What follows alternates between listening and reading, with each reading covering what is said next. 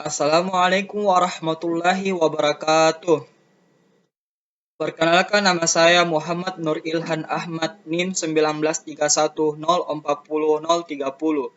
kelas PJKRA 2019, Fakultas Ilmu Keolahragaan Universitas Negeri Makassar. Baik, pada kali ini saya akan menjelaskan PowerPoint saya yang berjudul Konsep-konsep olahraga pada mata kuliah Pendidikan Rekreasi oleh dosen pengampu saya, yaitu Dr. Ahmad Adil MPD. Untuk itu saya buka dengan ucapan basmalah. Bismillahirrahmanirrahim. Pada poin pertama, yaitu konsep olahraga. Perkataan olahraga mengandung arti akan adanya sesuatu yang berhubungan dengan peristiwa mengolah, yaitu mengolah raga atau mengolah jasmani. Selanjutnya, Supandi pada tahun 1990 yang dikutip oleh Kusmaidi pada tahun 2002 menyatakan bahwa kata olahraga berasal dari yang pertama, disport, yaitu bergerak dari satu tempat ke tempat lain. Yang kedua, field sport, kegiatan yang dilakukan oleh para bangsawan yang terdiri dari kegiatan menembak dan berburu. Yang ketiga, the sporter, membuang lelah. Yang keempat, sport, pemuasan atau hobi. Dan yang terakhir, 5, olahraga, latihan gerak badan untuk menguatkan badan seperti berenang, main bola agar tumbuh menjadi sehat. Sedangkan pengertian menurut International Council of Sport and Education yang dikutip oleh Lutan pada tahun 1992 bahwa olahraga adalah kegiatan fisik yang mengandung sifat permainan dan berisi perjuangan dengan diri sendiri atau perjuangan dengan orang lain, serta konfrontasi dengan unsur alam. Selanjutnya, Enkos Kosasi pada tahun 1985 menyatakan bahwa olahraga adalah kegiatan untuk memperkembangkan kekuatan fisik dan jasmani supaya badannya cukup kuat dan tenaganya cukup terlatih menjadi tangkas untuk melakukan perjuangan hidupnya. Dari berbagai penjelasan dapat disimpulkan bahwa olahraga adalah kegiatan-kegiatan yang bersifat fisik, mengandung sifat permainan, serta berisi perjuangan dengan diri sendiri dengan orang lain, atau konfrontasi dengan unsur alam yang terbuka bagi seluruh lapisan masyarakat sesuai dengan kemampuan dan kesenangan. Pada poin kedua, yaitu pengertian rekreasi. Beberapa pengertian tentang rekreasi, antara lain: 1. Nurlan Kusmaidi pada tahun 2002 menjelaskan sebagai berikut. Rekreasi adalah suatu kegiatan pengisi waktu luang yang melibatkan fisik, mental, atau emosi dan sosial yang mengandung sifat pemulihan kembali kondisi seseorang dari segala beban yang timbul akibat kegiatan-kegiatan sehari-hari dan dilaksanakan dengan kesadaran sendiri. 2. Marjono pada tahun 2002 menjelaskan bahwa rekreasi adalah kegiatan yang dikerjakan oleh seorang atau secara bersama-sama dengan orang lain dalam waktu senggang secara sadar dan sukarela untuk mendapatkan kesenangan dan kepuasan serta kesegaran pribadi dengan secara langsung dan segera. 3. Manuel pada tahun 1997 mengidentifikasikan dan mengelompokkan kegiatan rekreasi ke dalam 5 kategori, yaitu: yang pertama, kegiatan rekreasi dilakukan di dalam atau di sekitar rumah seperti menonton televisi, mendengarkan radio, membaca buku, berkebun, dan mengerjakan suatu hobi. Yang kedua, yaitu kegiatan rekreasi bernilai sosial tinggi seperti melakukan hiburan keluar, makan keluar, mengunjungi penginapan. Yang ketiga, kegiatan rekreasi yang mengejar atau mencari budaya dan artistik seperti mengunjungi teater, konser, dan pameran seni. Yang keempat, kegiatan rekreasi yang mengejar olahraga yang aktif seperti renang, golf, dan tenis. Yang terakhir, yaitu 5 kegiatan rekreasi outdoor informal seperti piknik, mengendarai untuk kesenangan, dan pemandangan. Kesimpulan beberapa ciri dari rekreasi seperti berikut. 1. Rekreasi adalah suatu aktivitas yang bersifat fisik, mental, maupun emosional. Rekreasi menghendaki aktivitas dan tidak selalu bersifat non-aktif. Yang kedua, Aktivitas rekreasi tidak mempunyai bentuk dan macam tertentu. Semua kegiatan yang dapat dilakukan oleh manusia dapat dijadikan aktivitas rekreasi, asalkan saja dilakukan dalam waktu senggang dan memenuhi tujuan dan maksud-maksud positif daripada rekreasi. 3. Rekreasi dilakukan karena terdorong oleh keinginan atau mempunyai motif-motif yang sekaligus memilih gerakan atau bentuk dan macam aktivitas yang hendak dilakukan. 4. Rekreasi hanya dilakukan pada waktu senggang, use your time.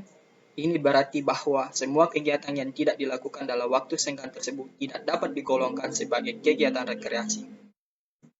5. Rekreasi dilakukan secara bebas dari segala bentuk dan macam paksaan. Hal ini adalah penting bagi sifat kegiatan rekreasi sebagai sarana untuk dapat menyatakan diri secara bebas. 6. Rekreasi bersifat universal, yang merupakan bagian daripada kehidupan manusia dari semua bangsa dan tidak terbatas oleh umur, jenis kelamin, pangkat, serta kedudukan sosial. 7. Rekreasi dilakukan secara sungguh-sungguh dan mempunyai maksud-maksud tertentu. Banyak orang menganggap bahwa rekreasi tidak bersifat sungguh-sungguh karena justru ingin mendapatkan kesenangan. Anggapan tersebut kurang tepat dan merupakan salah pengertian dari sekian banyak orang. Justru karena ingin mendapatkan kesenangan dan kepuasan, kegiatan rekreasi harus dilakukan secara sungguh-sungguh. Dan terakhir, 8. Rekreasi adalah fleksibel. Ini berarti bahwa rekreasi tidak dibatasi oleh tempat di mana saja dan macam kegiatan rekreasi dapat dilakukan. Selanjutnya, rekreasi dapat juga dilakukan oleh beberapa kelompok. Poin yang ketiga, yaitu pengertian olahraga rekreasi. Olahraga dan rekreasi erat hubungannya. Namun, jika kata olahraga dan rekreasi digabungkan akan mengandung kata arti sendiri. Oleh karena itu, mengenai pengertian olahraga rekreasi, Kusmaidi pada tahun 2002 mengemukakan bahwa olahraga rekreasi adalah olahraga yang dilakukan untuk tujuan rekreasi. Selanjutnya, Kusmaidi pada tahun 2005 mengelompokkan olahraga rekreasi atau olahraga wisata ke dalam beberapa kelompok menurut tempat melakukannya dapat dibedakan menjadi 4 golongan besar, yaitu 1. Olahraga rekreasi yang dilakukan di darat. 2. Olahraga rekreasi yang dilakukan di air. 3. Olahraga rekreasi yang dilakukan di udara. Dan keempat, olahraga rekreasi yang dilakukan gabungan dari kedua atau ketiga tempat tersebut.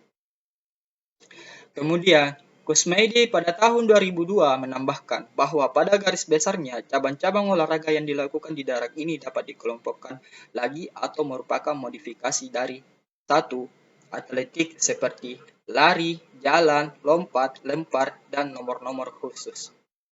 2. Senam seperti umum, artistik, dan ritmik.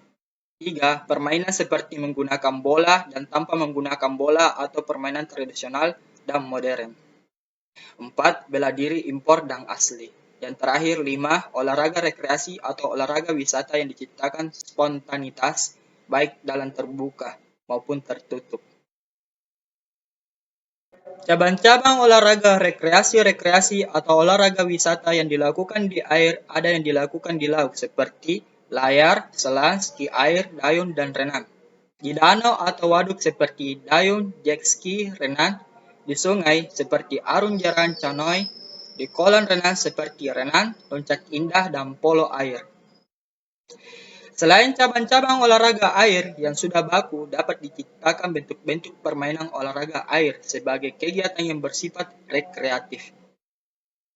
Cabang-cabang olahraga rekreasi yang dilakukan di udara dirgantara seperti terjun payung, gantoleh, dan paralayang. Ditinjau dari yang melakukan perjalanan wisata, Nurlan Kusmaidi berpendapat dibedakan menjadi beberapa kategori.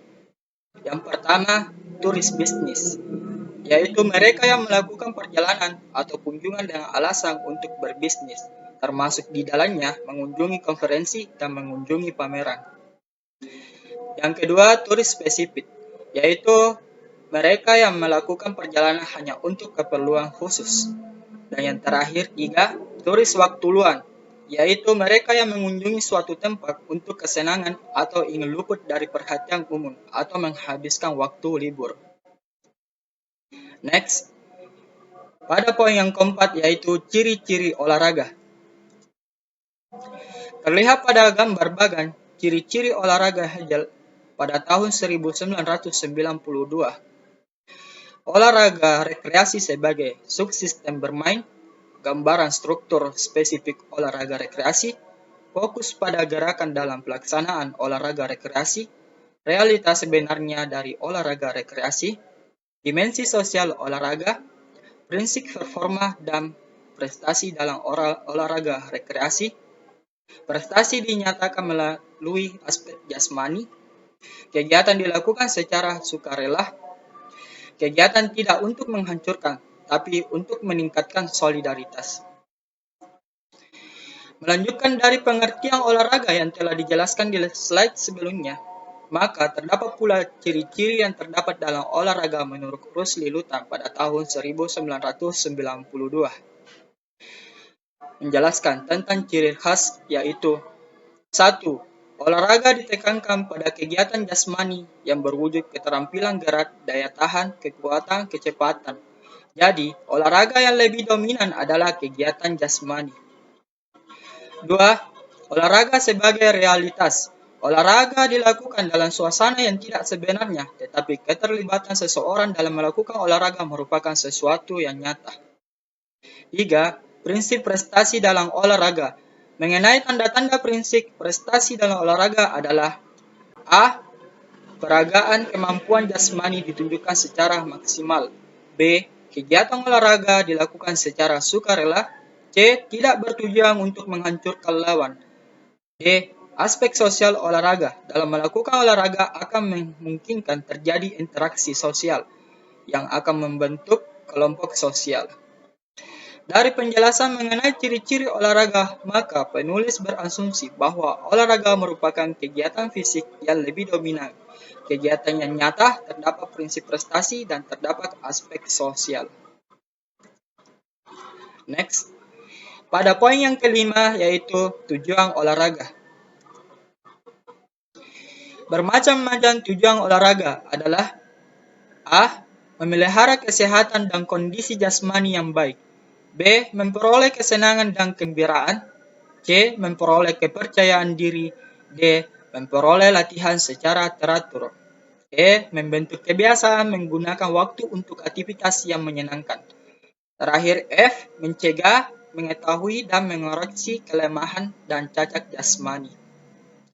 Selanjutnya, Departemen Pendidikan dan Kebudayaan pada tahun 1984 atau pada tahun 1985 sebagai berikut. Bermacam-macam tujuan olahraga adalah A. Untuk mencari kesenangan rekreasi. B. Untuk mengisi waktu luang. C. Untuk kesehatan tubuh. D. Untuk physical fitness. E. Untuk penyembuhan atau pengobatan. F. Untuk membentukkan tubuh atau sikap. G. Untuk mencapai prestasi. H. Untuk prestise. I. Untuk mencari nafkah. Terakhir J. Sebagai alat untuk mencapai tujuan pendidikan. Sedangkan menurut Rusli Lutan pada tahun 1992, berdasarkan penekanan tujuan olahraga dibagi menjadi 4, yaitu sebagai berikut. A. Olahraga prestasi, dalam kurung olahraga kompetitif yang menekankan pada pencapaian prestasi, kemenangan, atau keunggulan dalam perlombaan atau pertandingan.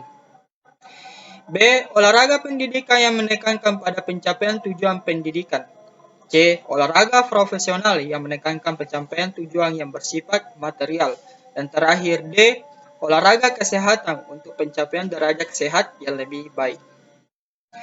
Berdasarkan dari ketiga pendapat tersebut, maka intensitas olahraga itu sendiri akan sangat ditentukan oleh tujuan apa yang hendak dicapai.